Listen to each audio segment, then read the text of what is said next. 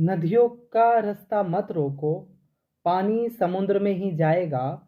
इन पंछियों को आज़ाद छोड़ दो, अपना हुआ तो ज़रूर लौट आएगा। तो आज की दिल की बात की सीरीज़ में मैं आपके साथ किस्सा साझा करना चाहता हूँ, दोस्ती से जुड़ा हुआ।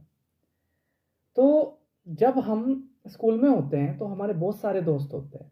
यानी कि एक एवरेज बच्चे का दोस्तों की जो संख्या होती है वो करीब 25-30 के करीब होती है, जिसमें से कुछ खास होते हैं। जैसे जैसे क्लास बढ़ती जाती है, ऐसे ऐसे दोस्त बदलते रहते हैं और दोस्तों की संख्या घटती रहती है। जब बात कॉलेज की आती है या कॉलेज पास आउट होते हैं तो आप ज़िंदगी के ऐसे मुकाम में हो रखे होते हो कि जिस टाइम पर आपके सिर्फ गिने चुने खास दोस्त ही आपके पास बच जाते हैं। और ये जो दोस्ती वाली जो चीज़ होती है, ये सबसे अनोखी होती है।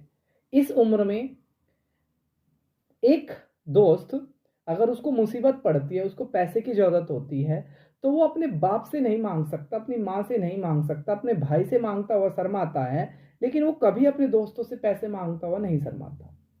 तो आज की जो दिल की बात की सीरीज़ है, वो इसी से जुड़ी हुई है। तो मेरे ना 2 बहुत पुराने दोस्त थे और जिनकी वजह से मेरी कुछ अनबन हो गई थी। एक के मैंने कुछ फाइनेंशियल हेल्प करी थी और उसकी वजह से उल्टा मुझे नुकसान हो गया, उसकी एक मासूमियत की वजह से या उसके मैदान छोड़कर जाने की वजह से मुझे बहुत ज़्यादा नुकसान हो गया। तो उस वजह से हमारी दोस्ती में खटास आ गई और हमारा कॉन्टैक्ट काफ़ी टाइम तक बंद रहा। तो अभी कुछ दिन पहले ही उस दोस्त से बात हुई, तो उसने बोला जो कुछ पहला था उसको भूल जाओ और एक नए सिरे से दोस्ती शुरू करते हैं। तो दोस्ती हो गई। इसी तरीके से एक और मेरा बहुत पुराना दोस्त था, बहुत पुराना दोस्त था, बहुत अच्छा दोस्त था। उसके साथ भी मतलब उसके साथ कुछ फाइनेंशियल फ्रॉड हुआ और उसने कुछ दिन तक मुझे इग्नोर किया।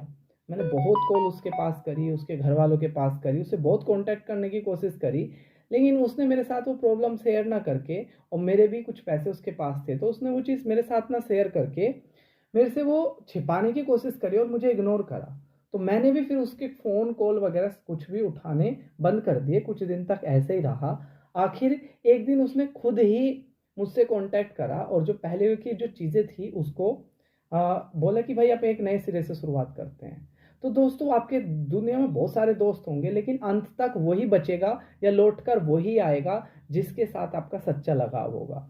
और ये दोस्ती का ही एक ऐसा रिश्ता है जिसमें कोई शर्म की या किसी की कोई बाउंडेशन नहीं होती। तो इसको जितना बचा सको उतने बचाने की कोशिश करो।